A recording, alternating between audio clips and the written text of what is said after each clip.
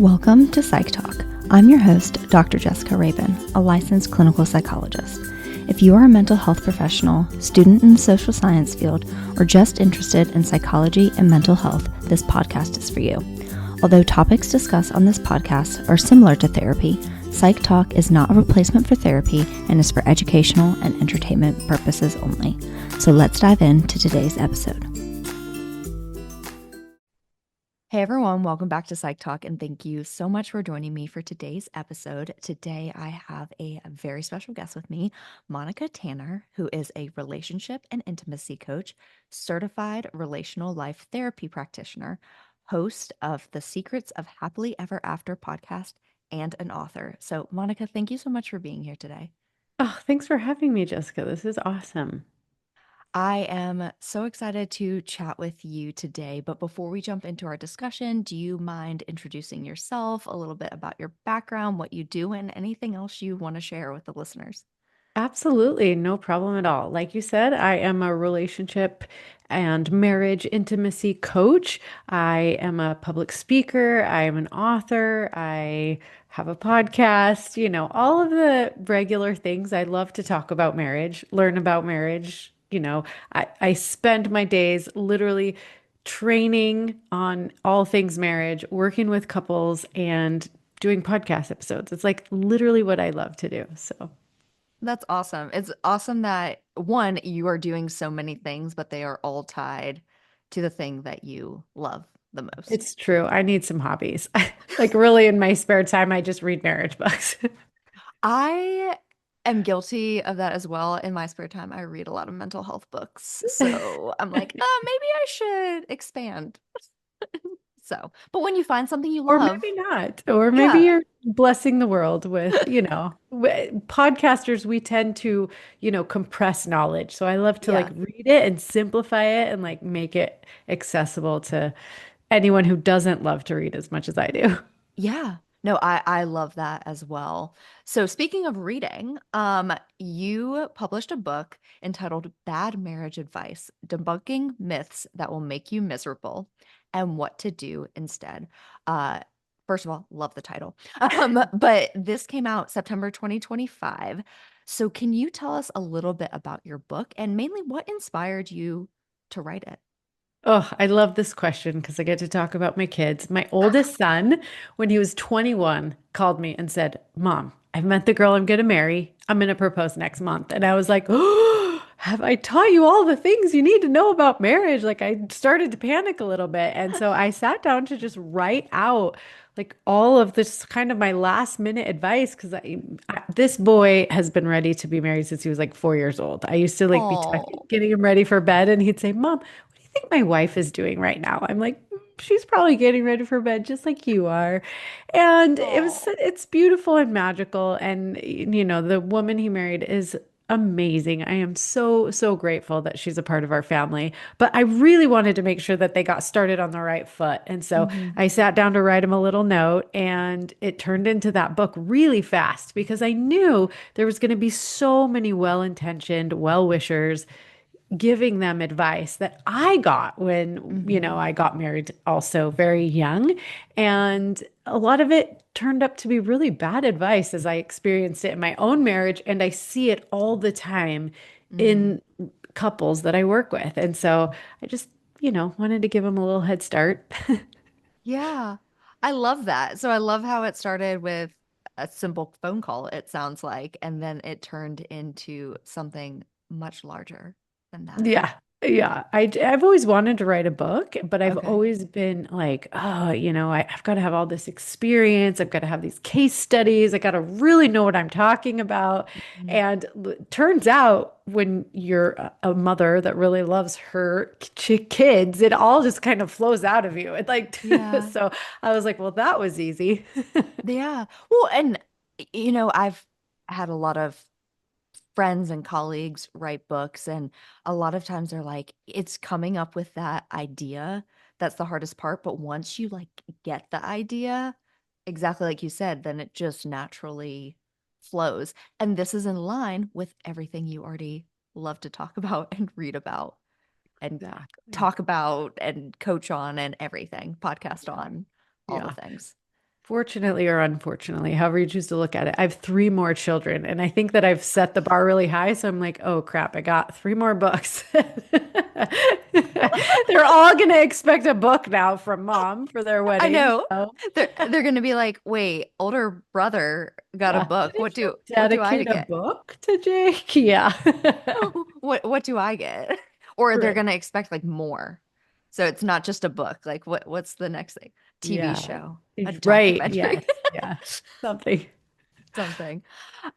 So speaking of bad marriage advice, what are some of the common harmful marriage myths that either you were given or you've seen with the couples that you work with? And I'm sure there's plenty, so you can Yeah. select some of your favorite. Absolutely. Sure. Let's start with a really easy one. Happy wife, happy life. How many times have Okay. you heard that? Oh, so many times. So many times. Yeah. And I'm sure you can come up with some of the reasons why it's terrible advice. Yeah. I mean, first of all, my thought is especially if we're thinking of like heterosexual couples, like if I'm happy but my male partner is miserable, one, that's not going to make for a healthy Right. relationship. And I'm probably not going to be happy if I love my partner and he's miserable. Right, right, right. It's also just a lot of responsibility for, because we understand like, mental health, Mhm. nobody's happy all the time. And so if, Correct. it's a lot of responsibility to hold the emotional thermostat of the relationship. And basically, if you're not happy, not only are you not happy, but you're also telling your husband that he's doing a terrible job. Hmm. Not to mention the fact that for your husband, like there is a expiration date on that. I mean, you can only really give for so long before you're like, wait a second, what am I getting out of this? Hmm. And so there's an easy fix to this. Happy wife, happy life, that's out. Let's replace it with happy spouse, happy house. That way you Okay. have both partners that are working towards each other's happiness. But here's the reality. Nobody can actually make anybody else happy. So Yeah. if you're really relying on happy wife, happy life, and you think that it's your job to make your partner happy, you're going to be sorely disappointed. You're going to be working towards a moving target that isn't hittable Hmm. because happiness is an inside job. So, it's like, listen, we can work to support our partner's happiness, but we cannot make them happy. So, let's just lay that all to rest right now. Yeah. No, I love that point so much. And something I was also thinking as you were talking, because you were really talking from the perspective of like another person making you happy. As the wife, I'm also thinking, okay, if I'm not happy, does that automatic like it's pressure and guilt and shame that comes with, oh, then life is miserable for my partner because I'm not happy right That's a lot now to or hold. this week, Yeah. or I'm struggling with anxiety or depression, like whatever it is. So on both sides, it's unrealistic expectations. Hmm. Yep. Yeah. Okay, so that was a good one to start with. Any other harmful marriage myths that you Oh, commonly I think of? love this little quippy phrase that people say all the time, don't sweat the small stuff. Okay. I think that's terrible advice because it sounds so sweet. And you're like, oh, you're right. I don't want to be a nag. I don't want to make a big deal out of things that aren't really a big deal. But let's be honest, where do you think that the big stuff comes from? It Hmm. starts small. And Yeah. over time, we're sweeping it under the rug. We're walking on eggshells. We're trying to be on our best behavior. And guess what? Something that started out really small that we could have addressed skillfully in the moment becomes huge, creates all kinds of resentment, and comes out Mhm. sideways. Yeah, A good example absolutely. I love to give of this because it's so silly is the toilet paper. So when, I first got married, I realized like I use the toilet paper way more than my husband does. So like if we run out of toilet paper and he's on the potty, chances are he doesn't really need toilet paper that much, Yeah. but I always need it. And Yeah. so, when we first got married, I was like, "Hey, listen, I would love it if you could make sure that if you use the last of the toilet paper that it gets replaced and it gets replaced the right way, which is actually over the top. Over the top. Glad we're Yes. on the same page. Yes. Yes, there's two type of people in the world. There's over the top and there's under, right? And like, let's just make sure we do it the right way. And so me expressing that Hmm. small thing, like, hey, could you please make sure that the toilet paper gets replaced this way? Hmm. That's my preference. It's not Yep. the right way, even though I'm teasing about it. Like, for my husband, it's not something he ever thinks about. Like Yeah. if it's up to him, it's half the time going to be this way and half the time he doesn't Hmm. care. Yeah. So yeah, he's like, sure, I can do that for you. And Hmm. for 24 years, every time I, use the restroom, the toilet paper is the right way because I've also taught my kids to do it the right way. Yep. But let's say I was literally on a podcast this morning and he was like, "Oh, really? Because I like it this way." And I'm like, "Okay, well, that's great. So now we've talked about something important Hmm. and now that it's on the table, we can actually come up with a good collaboration on Hmm. it. So, like, maybe certain bathrooms in the house get the toilet paper this way, and certain bathrooms in the house get the toilet paper this way. And if I'm really having a moment and I want things to be my way, I'm going to choose one of the bathrooms where the toilet paper is the right way." Yeah. I mean, there's ways to work around it, but you've got to bring it out into the open. You've got to make your requests known. And so that's what I do in the Hmm. book. I talk about how to skillfully make requests that your partner, can hear. Not like, Yeah. hey, if you weren't such an idiot, you would know that the toilet paper goes this way. Well, that's probably not very skillful and going to get you what Hmm. you want. But if you Yeah. say, hey, babe, this is really important to me as a favor to me. Would you mind doing the toilet paper this way? And he's like, heck yeah, dude, that's easy. What else you got? Yeah. Like that's your request. Cool. Yeah, Yeah. I can do As that. opposed to 20 years later, and I'm like sitting on the potty just seething because, like, why can't he read my mind and know how I like the toilet paper? Yeah. No, I'm glad you brought that up because that's what I was thinking as you were talking. Like it's something simple, but if you're taking the advice, don't sweat the small stuff. It's like, oh, this is a tiny thing. Like, Yeah, I sure, should just deal with I'll, it. just begrudgingly go get more toilet paper or I'll flip it around every time. But like you said, resentment starts to build up because you expect your partner to read your mind rather than just saying something in the first place. Because, like you said, and I don't survey many people on this, but in my experience, women tend to have stronger opinions about which way is the right way of the toilet paper than men. They're just like, I Yeah. just put it on. Like I don't Right. think about it. Incidentally, so this is like so funny because, you get married and like I really have like revisited all of this because my son just got married, Yeah. right? But like I remember when I was first married, my husband and I had two different ways of folding the towels. And like Okay. you'd think, listen, I'm the woman, I do the laundry the most often, so like I have the right way of folding the towels, but guess what? For 24 years, I've folded the towels the way my husband originally did it Uh-huh. because it was easier to just like do it that way. Yeah. And it's great. Like it's Hmm. so great. But we actually did have the conversation like, is it right to do it this way, like a trifold, the way I grew up doing it, Hmm. or like a, quarter fold, which is Quarter how foil. he did it. And it just happens to fit better in all the different cupboards and places that we keep towels. So I'm like, yay for you. Like, I'm Hmm. so glad you showed me your way of folding the towels. Like, so it's just like, that's marriage. Like you're Hmm. combining your two lives together, depending on, how long you've been single or lived on your own or been doing the things that you're doing. Like we all have our own ways of doing things, but it's Hmm. really great to communicate about those things and like Yeah. figure out there's your way and there's my way and then there's our way. Yeah. Yeah, absolutely. Any other marriage myths you want to talk about before we kind of move on to other things? I'm sure there's plenty, Oh, but there's so many. There's yeah. 15 in the book. So yes, Okay, yeah. perfect. So we've kind of already started talking about this, but obviously this is a mental health podcast. So when you think of these myths in general, Mhm. how can these myths, especially if people are trying to take this marriage advice, impact a couple's relationship and mental health as a whole? We've already mentioned resentment.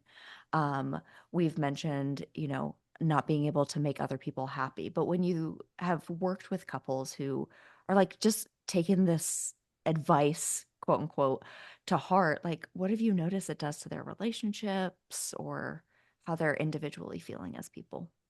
Yeah, I think communication is so important, and learning skillful communication is Hmm. so important because what happens is, like, as humans, we're kind of wired to find problems. Like, that's what our Yep. brain's job is to like find a problem, fix a problem. And so it's really easy for us to complain. Like, we know what we don't want. Mm. And so we're really, really good at complaining and then building a case. Like, the way that our brain works is like, we don't like the way something's going. So we're going to be like, oh, if my partner would just do this thing, I could be happy. Or if they'd stop doing this thing, like, right? Like, so many people drag one of their partner into the office, and they're like, if you could just fix them, like if they could would just, everything would be fine if they would Hmm. just start or stop doing this thing, right? Yeah. And then we build a case because what we do is our brain is really good at finding proof of whatever we give it to look for. So if Yep. we're complaining that our partner is a jerk, guess what we're going to see everywhere? Proof that our partner is a jerk. Yep. It's like this self-fulfilling prophecy. And what I see all the time is great couples who actually really care about each other. They've they've slowly drifted apart, Hmm. and now they've got these big cases against each other. Yep. And it all started with like a little tiny thing that they could have communicated better about. So what I like would like love, like a really great skill that I think for clinicians, like as we're Hmm. talking to couples, is really to like help them make requests, help Okay. them stand up for themselves in the marriage with loving power. Yeah. I love that because, and you use the term skillful communication at the beginning, and I would love to kind of just Yeah. expand on that. But like you said, with making requests, and I'm going back to the toilet paper example, which was such a good example, and we're probably going to bring it up multiple times in this Yeah. discussion. But like, if you don't make that request to, hey, can you refill the toilet paper when you use the last piece or square, whatever? Or can you put it with the Over the top. dispensering on top? But yeah, um, like we said, it builds up, it builds resentment. But voicing that simple request could stop years of resentment or years of buildup. Or like using the toilet paper example, how many times, depending on how many people are in your house, how many times do you have to refill the toilet paper?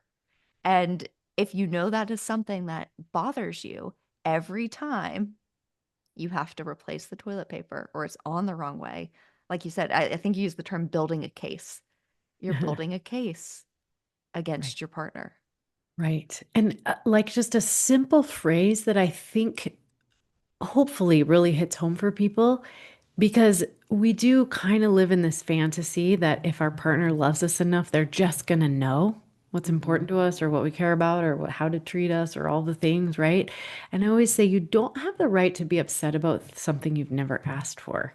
Hmm. And a lot of people forget that. Like, we forget that our partners are not mind readers, and it doesn't Yeah. actually matter how much they love us or how long we've been together, they still can't read our minds. And so, Hmm. we like to sell ourselves the story that, like, if we have to say it, it doesn't mean as much, or like, if they just loved us more, they would just know. No. And it's so silly. And so I teach this really simple 3-step making requests Okay. framework. And all of this comes from relational life therapy. I didn't make it up on my own, but step one is remembering love. So Okay. remember who you're talking to. It's the person that you love the most, like your Hmm. teammate, your partner, the person you've chosen to live your life with. And remember why you're speaking to them, Hmm. because you love them and you want things to be better, because the alternative is a lot of resentment. Like, Yeah. if we just expect them to, if we're not willing to speak up, to rock the boat, to make the request, then we'll just quietly resent them forever. Hmm. So, remembering love is the first step. The Yeah. second step is to be stupidly specific about what we actually want. This is what we get Hmm. wrong. This is the point where we complain all the time. We're like, gosh, I wish my partner would help around the house more, or Yeah. I wish they would just initiate more often. I would feel so much better, right? But those are really general requests. And how do we Hmm. actually know if we're doing that right? Or if Hmm. we're ever going to get credit for it, right? But if we will be stupidly specific, so instead of saying, I wish my partner would help more around the house, our desire is maybe for them to clean the kitchen 3 nights a week, to like take Hmm. that off of our plate completely. So the request you would make is, hey, what would be so helpful to me is if you would clean the kitchen 3 times a week. Now, what that looks like is that you clear the dishes after dinner, you wash them, put them in the dishwasher, wipe off the counter, sweep the floors, and take out the trash. That would be Hmm. like a complete kitchen cleaning 3 times a week. You pick the Yep. days, right? And your partner can say, yes, absolutely, I can do that. Or they can be like, I'm a little nervous about that. And if they do Hmm. that, you say, what can I do to help you come through for me? Is there anything I can do to help you do this thing for me? I realize I'm asking you to do something. What can Hmm. I do to make it easier for you? And your partner might say, you know what? If you would take the kids, like so that they're not in the kitchen and like give them a bath, read them a book, put on a show for them, and I just have carte blanche in the kitchen for an hour, I will clean it spotless for you. And you can be like, yes, I can do Yes. that. Or, nope, cleaning the kitchen includes taking care of the kids, right? It's a negotiation Yeah. back and forth, right? But be stupidly specific about what you actually want. You want to help your partner win. That's best for both of you.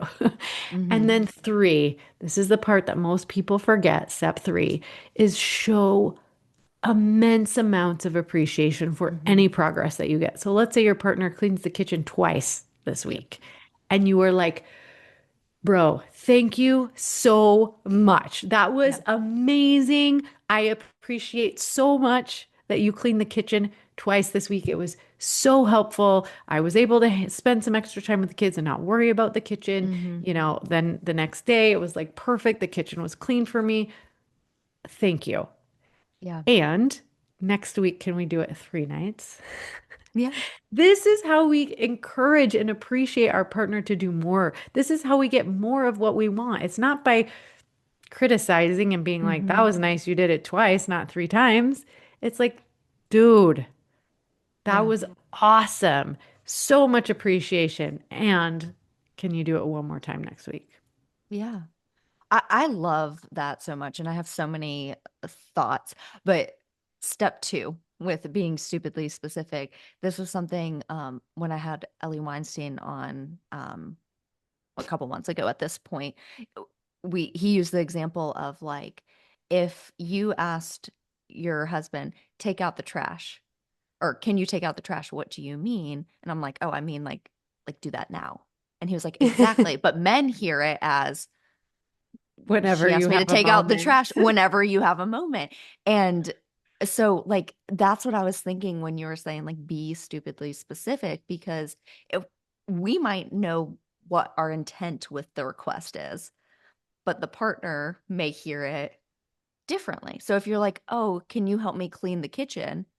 You might think exactly Exactly. what you said, and they might think, oh, there's some dishes on the counter. I'll put them in the sink and And I'm it's done. clean. Yes. You want to be thinking, like, how can I make it most probable or easiest for my partner to come through for me? Like, does that mean like write a list and like put it on like maybe that's what they would say if you're like, how can I help you come through for Mhm. me? And they might be like, give me a checklist. Let's do, Yeah. a laminated checklist on the wall that I can like use the marker and check off the things as I do them. You betcha. I will Yeah. spend the time to do that in order to get the kitchen clean 3 times a week. That's awesome, right? So, like, Mhm. some people are like, oh, why do I have to go through so much work? Like, they should just know. How are Mhm. they going to know? It's our responsibility to teach people how to treat us. And the way Mhm. we do it is by making requests. It's by constantly, consistently throughout the marriage, fighting for the things that are important to us, not fighting against your spouse, but Mhm. fighting for a better team, Mhm. right? And so Yeah. it does require something of us. It requires us to be skillful and to stand toe to toe to the person we love so that we both get more of what we want. Hmm. Absolutely. Well, and the third step where you were talking about showing appreciation, like I've heard this so many times, whether it be from friends or clients. It's like, well, why should I thank them for unloading the dishwasher? Like that's, Right. a They should household do that chore. anyways. Yeah. Yeah, they should do that anyways. And, I always go back to like if you don't acknowledge or show appreciation for even the small tasks, one, you're probably not going to get it in return, but two, then what would keep people motivated to do it? Like, Mhm. if you're not acknowledging the small things, that's going to communicate to your partner, like, oh, she's not paying attention to me, or like a host of other things. And it's like, if you're not Yeah, I always, thanking them for the small things, are you thanking them for the bigger whenever things? I get resistance on that, on like showing appreciation, I'm like, well, what are you doing now? I'm like, they're like, I don't know. I mean, they should be Should more know. helpful. They're their kids too. It's their house too, right? And I'm like, how's that working out for you?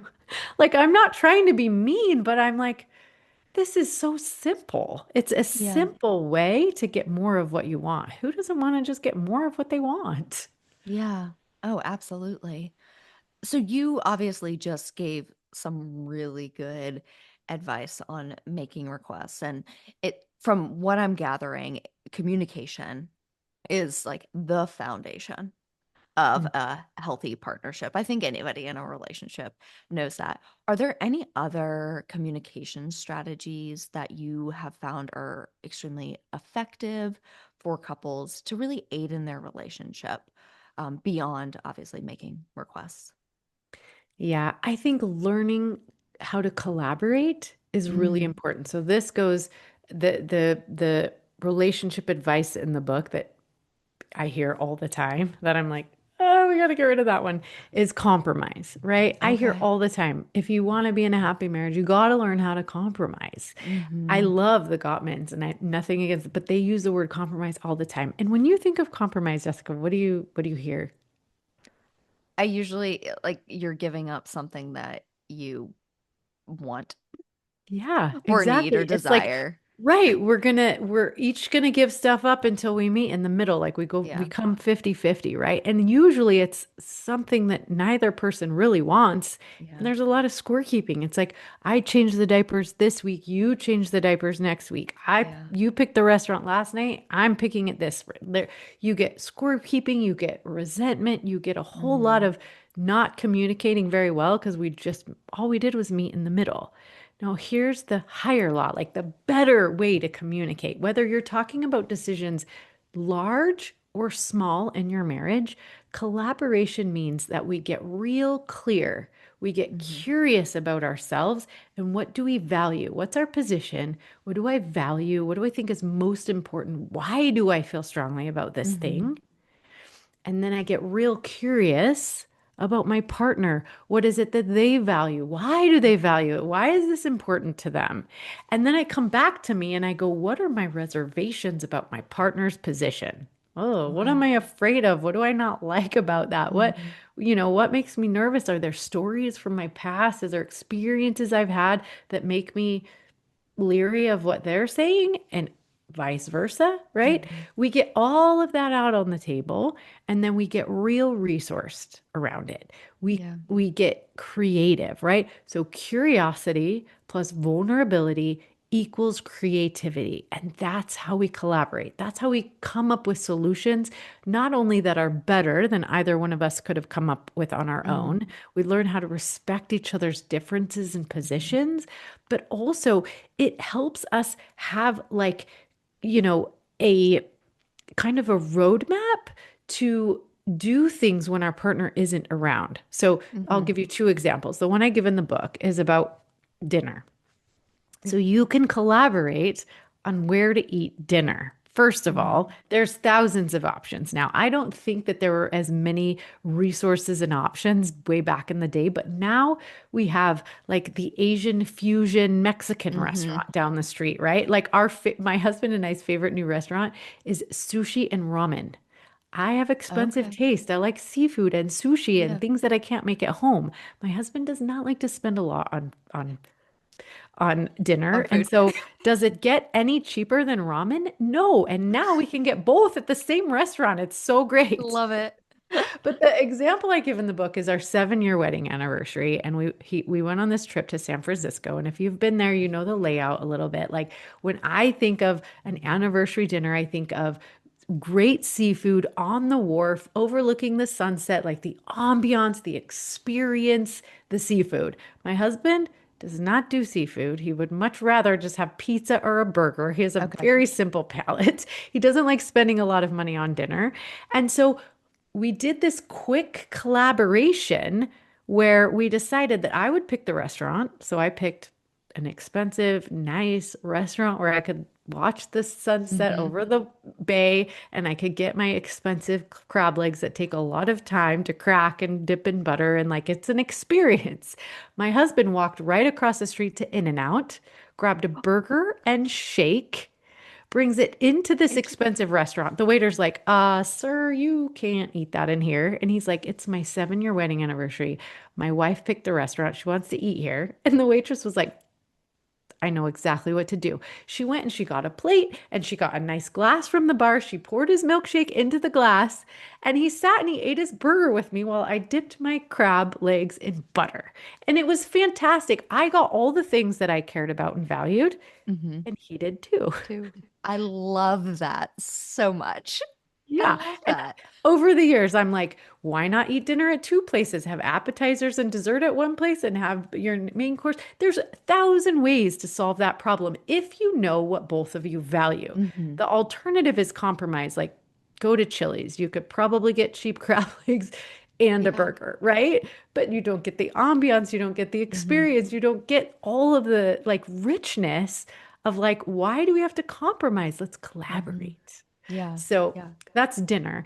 But I love to talk about how in our family we have very different views on social media. We've got teenagers in Okay. our household, and my husband has a very strong, passionate idea about what's right with social media. Like he's like, they shouldn't ever have access to it ever. Okay. Like social media is the devil. It's terrible, right? Like he's like no social media. I'm like, okay, my whole job is on social media. Like it's like part of the reality of what they have to Hmm. face. Like I definitely want them to have exposure to social media while they're home in our household and I can supervise and know what Yeah. its impact is and teach them how to use it and all the things. I don't want to just throw them out in the world where all of a sudden they have access to all the social media and, anyways, not to mention the fact that they're teenagers, they're going to find workarounds Yeah. anyways. So we have two very different positions, but we've Hmm. done the same exercise many, many times where we've talked about how I feel about it, what my position Hmm. is, his position. He can show research that backs his opinion about it, and I can pull out research studies that Hmm. show mine, right? Yeah. Like neither of us has to be wrong for both Hmm. of us to get like exactly what we feel is most important. And so we Hmm. try really hard to raise our kids with both Hmm. his things that he values and my things that we value, right? We don't get it right all the time. We got to go back to Yeah. the drawing board sometimes. Like we have girls and boys in our family, and boys are not that into social media, but they're very into video games. Yeah. And the girls aren't really that into video games, but they're very into social media, right? And so we have to tweak, but we know what each other values. We know what's important. So when my husband's at work and my daughter's like scrolling through Instagram on the iPad that she found, I can be like, oh, wait a second, Hmm. and I can parent the way I would parent, also taking into consideration what he values and Hmm. vice versa. And so that's how we navigate those things. There's lots of resources, there's lots of ways to make decisions, there's lots of research out there that can back all the different positions. So, what's important is what do the two of you value and how can Hmm. you come together to create the best solution? Yeah. I love that so much because going back to your original uh word of compromise rather Right. than collaborate, like with compromising, I'm reflecting on times in my life that I feel like I've had to compromise, and you're not spending time really discussing the other positions. It's more like, well, you like seafood and I like burgers, Mexican. going back to that, so Chili's, which my first thought when you were like Chili's, okay, you could get crab legs and you could get burger, and my mind went to, okay, but the crab legs aren't going to be as good, and the burger's probably going to be much more expensive for like Right, for your husband. exactly. So, but you're like, oh, this is like a middle ground rather than like, why are these things important? And what I'm taking from the collaboration that you're talking about is actually having discussions going back to communication on like why things are important to you, understanding where your partner is coming from so you can think outside the box really to Right. identify It's a lot solutions. more empowering because if you Mhm. go back to the social media, like dilemma that we have in our household, Mhm. my husband would be like, never, social media, never, like age 20, like too early. Yeah. And I would be like, okay, well, when they're in 15 or 16, let's like start letting them get some Mhm. exposure and some experience, but we'll titrate it out so that it's not like all at once, right? So a compromise would be what, 17? We give them social media.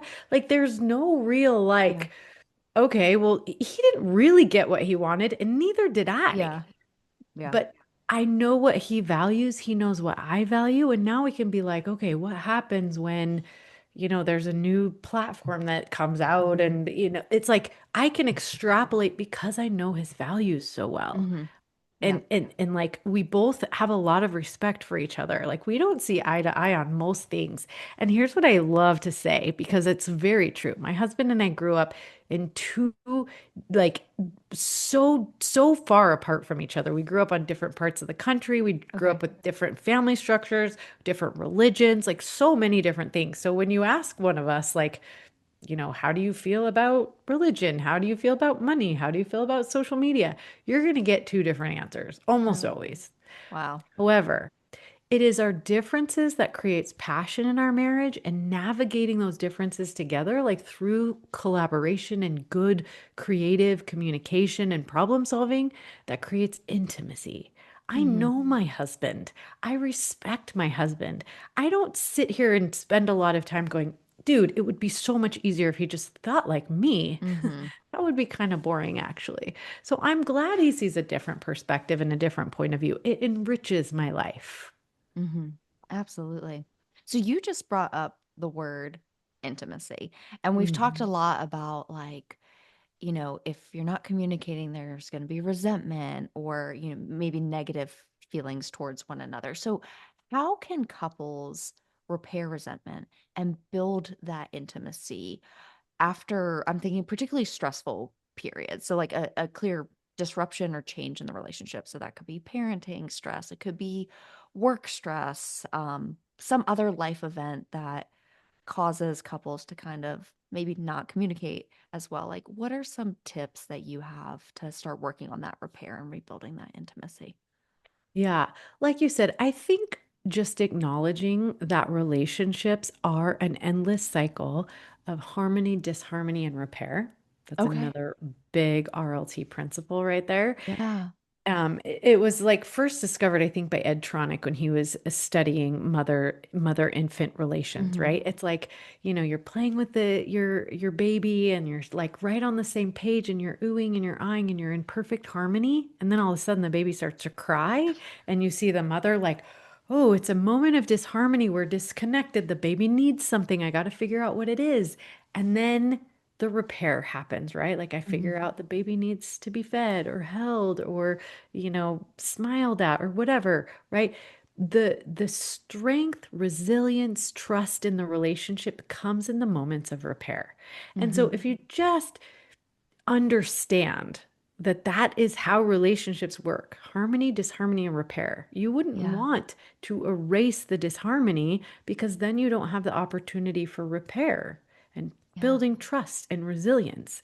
So there's no need to like freak out when like you've reached a stage of disharmony, which is could Hmm. be the birth of a child or a new job or moving across the country or whatever, whatever the challenge might be that you're facing Hmm. together. It's like we can do this together as a team. Let's learn how to skillfully communicate, make Hmm. requests, learn how to collaborate, like really talk about things. One of the phrases from RLT that I think is so important in like if you're asking for tips, Hmm. it's like learning how to have compassionate curiosity for your partner's subjective reality. Okay. So if you're wondering in relationships who's right and who's wrong, the answer is always who cares. There's two realities in Hmm. anything you're talking about, right? There's my experience and there's my partner's experience. And Hmm. so if we'll get compassionately curious about our partner's subjective reality, that's the default. Make that your default, and that will change a lot for you. Instead of just going in and being like, you're wrong, Hmm. I'm right. My way is the superior way. If you just get curious and you're like, Hmm. tell me more about that, like your partner has some sort of outsized reaction, instead of being like, what are you freaking out about? Try, tell me what's going on for you right now. I'm really Hmm. curious, right? Yeah. Or your partner's coming in hot and heavy and they're really upset about something, right? Instead of being like, whoa, whoa, whoa, back up the truck. It's like, oh, wow, I noticed that you're really worked up right now. Tell Hmm. me about that. Like, what's going on for you? Does it have to do with me? Does it have to do with something else? Is there something I can do to lighten your load right now? What would you like to see happen? Right? It's Hmm. getting curious. This is your friend. This is your partner. Hmm. This is your teammate. If you're curious about each other, you'll never run out of things to talk about. There'll never be a topic that's off limits. You'll learn how to love and respect and honor and value each other if Hmm. you can get curious and get vulnerable. Hmm. I love that. And as you were talking, the word or words, I guess, phrase coming to mind was like it's a mindset shift. Like instead of jumping into like being defensive or just assuming what the person is, you kept using the phrase get curious. Like I'm going to approach this with curiosity rather than defensiveness or whatever it might be, assuming why Hmm. your partner Assuming makes is. an ass out of you and me, Yeah, right? exactly. Which I think is, you know, I talk obviously a lot about mindset being in the mental health field. And, if we shift our perspective to instead of jumping to conclusions, pausing and be like, huh, what's going on for you right now? Or this is Mhm. what I'm noticing. A good Do you place want to to talk about it? Yes, a good place to start and like kind of practice this is on yourself, right? Mhm. Sometimes, like, oh man, this morning even, I was having like an emotional response to something. And I was like, gosh, Monica, you are really emotional. And I was like, huh, what's going on for Going you on? right now, Monica? Like, Yeah. let's talk about this, right? Like all these little sayings come up, but like if you're hysterical, it's probably historical. I was like, whoa, Monica, Yeah. like you're having a big reaction to this thing that Hmm. these people probably totally did without thinking, right? Like they weren't, Hmm. but I was like, this is goes deeper than just this thing that just happened, right? It's like, oh, this is from my history. What's going on? Like, Yeah. and then I like really started to think about it, and I'm like, oh yeah, of course that hurts your feelings, Monica. Like I'm like curious and Yeah. compassionate Compassionate. and loving to myself, right? I've practiced that. I've gotten really good at that, and I can Mm-hmm. now I'm better able, not perfect, but better able to extend that to other people, like my husband and my Mm-hmm. children, right? Because I've practiced on myself. I'm like, ooh, wow, that was a strong emotion you just felt. Like, what's going on Yeah. for you there? Yeah. Well, and I love that tip as well because, you know, going back to this idea of vulnerability, it is hard to be vulnerable with other people, even if we love the person and are really close to the person. Vulnerability is scary. It, requires us to open up. And it can be hard to be vulnerable with yourself, but it's safer in the sense that you're the only one that's going to end up judging yourself or hearing your vulnerability or whatever. So I love that tip of like practicing that curiosity and checking in with yourself too, or first, and then extending that to other people in your life. Yeah. So we're getting close to the end, but I know you've mentioned your kids a couple of times during this conversation. And, thinking about, you know, future generations, and we know you probably know better than me, like divorce rates are really high, or I work primarily with children and teens, and like so many of them have never been really modeled healthy, loving relationships. So, as we're kind of getting towards the end of our discussion, like how can couples really model these strong and healthy relationships for our own kids or future generations so they learn and grow up in an environment to know what it means to be in a healthy relationship? Yeah, such a great question, right? Like as parents, two things. I often say, you can only love someone else to the extent you can love yourself. So, God, man, you've got to make it a priority. You Hmm. gotta like kind of sift through your stuff. We all have Hmm. stuff. And Yeah. so it is really such a gift that we give to our children to just work on our stuff, our emotional regulation, our Hmm. ability to have compassion for ourselves. Like, the like our understanding of forgiveness and extending grace and all of those things, right? That starts with us. But Hmm. I also say as parents, we're going to make so many mistakes. Like we're Yeah. not going to get it right. Like I actually think that is the point. I think we're Yeah. supposed to mess up our kids so that they have the opportunity to heal in their relationships. So the best gift I think we can give our kids is to give them a really healthy relational blueprint. And Okay. that's a skill that you can learn, just like playing a new sport or learning a new instrument or cooking or anything you want to get good at. We prioritize it. We learn the skills. And Hmm. so there's lots of modalities. Relational life therapy is always the one I'm going to throw out there. But you can learn how to live and love relationally. And when you Hmm. model that for your kids, you're giving them such a gift because you're going to make mistakes as a parent. I Yeah. think that's the point. Yeah. But if they have that relational blueprint, then they'll get into a healthy relationship where they have the opportunity to heal all of that. Like, I think Hmm. that is actually how it goes. Like, that's why we're all here is to get Hmm. wounded in relationships and to heal in relationships and to pass on something better than we were handed. And it's such a cool process. I'm so honored to have the opportunity to walk through that process with a lot of couples and families. Hmm. And so, you know, really just making it a priority is the best thing you can do. Yeah. I love that so much. And I love how you highlighted like we have to work on our own stuff. I know we've been talking about couples and relationships, but I think a lot of us forget that yes, there's two people in or multiple people in the relationship, but like if we're all going to come with our own baggage, and if we don't work on that stuff, then it's going to come out in the relationship. And a lot of times I have found, I don't know if there's actually research on this, but if you haven't healed some stuff or worked through some stuff, you're going to project that on your partner. Going back to if you think your partner's a jerk all the time, you're going to find things that Right. Your shows your brain partner's wants to, yes, a yes. jerk. So if you're like, oh, you have this unhealed trauma or whatever it is, and that's coming out in the relationship, and your partner is responding in a way that maybe triggers that, you're going to be like, well, you're just a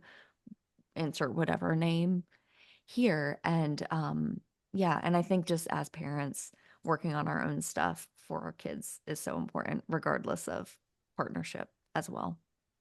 Yeah. Yep. Also good, right? Like we I like to stop sometimes and just remind myself that I've never done this before. Hmm. Like everything I'm Yeah. doing is the first time I'm doing it, for sure. Like I've never been a human before. I've never been a wife before. I've never been a mom. Hmm. Now I have years behind my belt. Like Yeah. but yeah, I make mistakes all the time and having the humility to go back and say, "Hey, you know what?